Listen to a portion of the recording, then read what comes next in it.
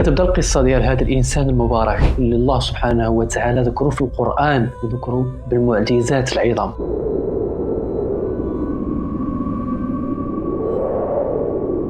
هذا الانسان هذا جاه واحد التفكير، علاش ما يخرجش يمشي في الارض ديال الله سبحانه وتعالى، كما كيقول الله سبحانه وتعالى: اولم يسيروا في الارض. هذاك السير في الارض وتامل في الحياه عنده بزاف ديال الفوائد. كذلك عمل هذا الانسان هذا الانسان المبارك، ركب على حمار وهز معاه شويه ديال الزاد، الخبز والنبيذ او العنب، وشاد الطريق، توكل على الله سبحانه وتعالى وقال بسم الله، وبقى ماشي حتى بعد على المدينه ديالو بزاف، توصل لواحد القريه مهجوره. وقف في وسط هذه القريه ولقى غير الريح والسكات، الديور مطيحين، الناس اللي كانوا تما ماتوا الله يرحمهم. يعني واحد القريه اللي هي مدمره ومهجوره وما باقي فيها حتى شي اثار ديال الحياه، بحال اللي داز تما شي حرب او شي زلزال او شي حاجه كبيره لا قدر الله. وهو كيشوف هذاك الخراب وهذاك الديار مطيحين وبزاف ديال الاشياء، ويجيه واحد السؤال من بالو اللي كيجي بزاف ديال الناس منه: كيفاش يقدر الله سبحانه وتعالى يرجع هذا الشيء هذا كيف ما كان، يرجعوا الطبيعه ديالو بحال اللي ما عمره وقع هذا الخراب هذا،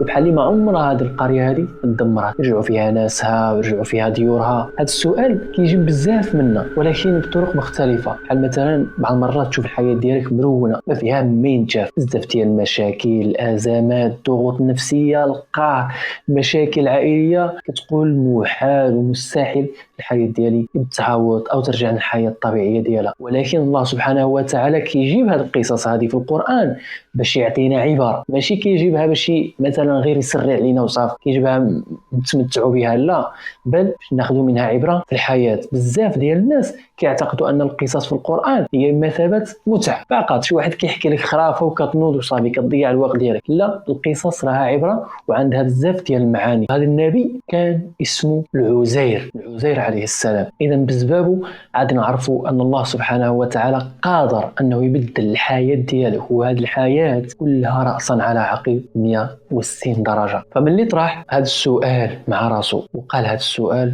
ومشى واحد تحت واحد الشجره وتسكى ونزل حدا هذاك الخبز ديالو، العنب ديالو او النبيذ، وربط الحمار ديالو قدامه وتسكى شي شويه ما غيرتاح، وهو كيتامل في الحياه كيفاش الله سبحانه وتعالى عنده القدره انه يرد هذا الشيء هذا كامل للمكان ديالو. ولكن اللي ما كانش في الحسبان ان هذا النبي هذا ينعس. ولكن شحال غادي ينعس في نظرك؟ شحال غادي ينعس؟ نعاس 100 عام. نعاس 100 عام، تصدق او ما تصدقش شي شغلك. كيقول الله سبحانه وتعالى: او كالذي مر على قرية وهي خاوية على عروشها قال أن يحيي هذه الله بعد موتها فأماته الله 100 عام ثم بعثه. يعني مات او نعاس 100 سنة. والله سبحانه وتعالى شبه النعاس بالموت. عليها من اللي يعني فاق قال الله سبحانه وتعالى: شحال نعسي؟ يعني كم لبثت؟ قال: لبثت يوما او بعض يوم. يعني نعس غير شي نهار او نص نهار، يعني ما كملاش. ولكن صدموا الله سبحانه وتعالى من اللي قالوا: بل لبثت 100 عام. هاد 100 عام خصها دليل. يعني ما يمكنش ان الله سبحانه وتعالى يقول لي خليتك تنعس 100 سنة وما كاينش شي دليل. الله حكيم عليم وكيمشي مع العباد ديالو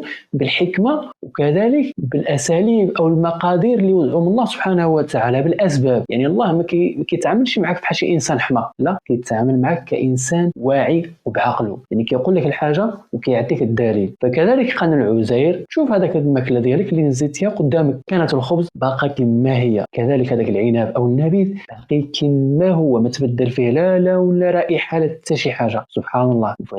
كانت المفاجاه من اللي قال له: شوف الحمار ديالك فين مشى. فمن اللي شاف الحمار ما لقاش الحمار، قبل الصغير العظام وهي رميم، يعني تفتات العظام وتحلات ومشات وتغطات يعني بالغبار. يعني 100 سنه راه ماشي سهله. فالعزير بقى مصدوم في هذه الاشياء هذه، يعني كيتحدث مع الموت. تخيل هذاك موت يعني قدامه يتحدث معه، يعني هذاك التحدث طريقه غير مباشره، لا وعي ديالو كيحكي مع هذاك الموت، مع هذيك العظام، كيقول لها: دابا كيفاش غادي تحيا؟ الله سبحانه وتعالى كيوريه ها كيفاش غنحيي، ها كيفاش غادي نحيي هذا الشيء هذا وغادي نرجعوا للبلاصه ديالو. يعني هو حوار داخلي. فوقعت المعجزه ان العظام قد كتجمع ترمم شويه بشويه، كما قال الله سبحانه وتعالى: وانظر الى العظام كيف ننشزها ثم نكسوها لحما. يعني كيفاش غادي نجمعوا هذا العظام من البلاصه ديالو وكيخلق من التراب وهذيك الشيء اللي مشى منه كامل ترجع بشويه بشويه. هو كيشوف هذاك الحمار هو كيرجع، واللحم كتجي عليه والجلده حتى نهق الحمار. فشنو غادي يكون الرد ديال الفعل ديال عزير عليه السلام؟ قال اعلم ان الله على كل شيء قدير. يعني شوف الحكمه وشوف الرد هذا الفعل. هذا الانسان المبارك يعني عنده اعتقاد وعنده ايمان انه ما طرحش هذاك السؤال فقط يعني غير عبثان او لا شك، بل يعني عنده القدره او عنده الايمان الكافي ان الله سبحانه وتعالى قادر يبدل هذاك الشيء هذاك، وخصو غير القلب ديالو يطمئن كيف ما وقع في القصه ديال سيدنا ابراهيم. قال له أرني كيف تحيي الموتى. يعني قالوا أولم تؤمن؟ قال بلى ولكن ليطمئن قلبي. يعني ماشي مثلا أنا عندي الشك فيك يا ربي ولا شي حاجة، يعني خصني غير القلب ديالي يطمئن. هذا الشيء اللي كان. فسيدنا العزير ملي رجع من المدينة ديالو لقى كل شيء تبدل، الناس، الديور، الشوارع، بزاف ديال الأشياء تغيروا. وشكون غادي يعقل عليه وشكون غادي تيقوا ملي غادي يقول لهم أنا هو العزير؟ غادي يكون هذا إنسان حماق إذا تيق أن إنسان غاب 100 عام ورجع كما هو، نفس الصورة ونفس السنة، يعني ما تغير فيها حتى شي حاجة. 100 سنة ما تبدلت والو. هذا خصو يكون إنسان حماق. ولكن كانت واحد العجوز في هذه المدينة، عجوز كبيرة في السن، كيقولوا أنها فاتت 120 سنة.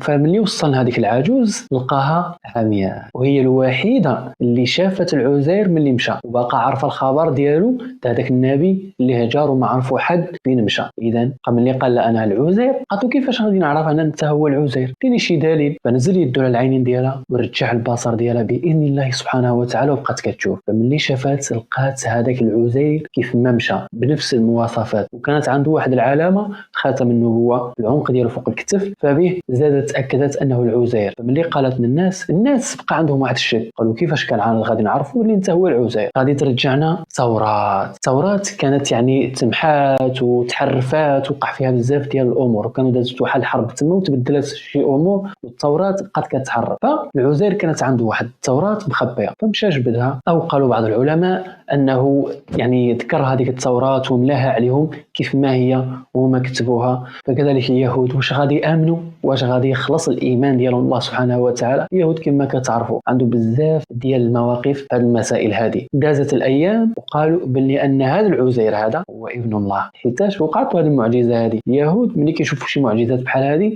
ضروري غادي يقولوا شي حاجة ماشي هذه. وقالت اليهود عزير ابن الله، حاشا لله ليكون له ولد. كانت هذه هي القصة، وهذه هي العبرة من هذه القصة، أن أي حاجة في الحياة ديالك يمكن تبدل. الله سبحانه وتعالى قادر أنه يغيرها للأحسن. يكون عندك غير الإيمان. عجبتك القصة وبغيتي تشاركها مع الأصدقاء ديالك، بارطاجيها معهم، شارك في القناة وفعل زر الجرس ومن شي جيم. وكذلك قلنا الرأي ديالك في التعاليق، كيفاش جاتك القصة، واش عندك شي ملاحظة، واش عندك شي قصة أخرى خصك تذكرها لنا وتشاركها معنا. أي حاجة منها في التعليقات، إما تترك شي استغفار ينفعك في الحياة وكذلك في الحياة الآخرة ديالك، وكذلك تصلي على النبي صلى الله عليه وسلم.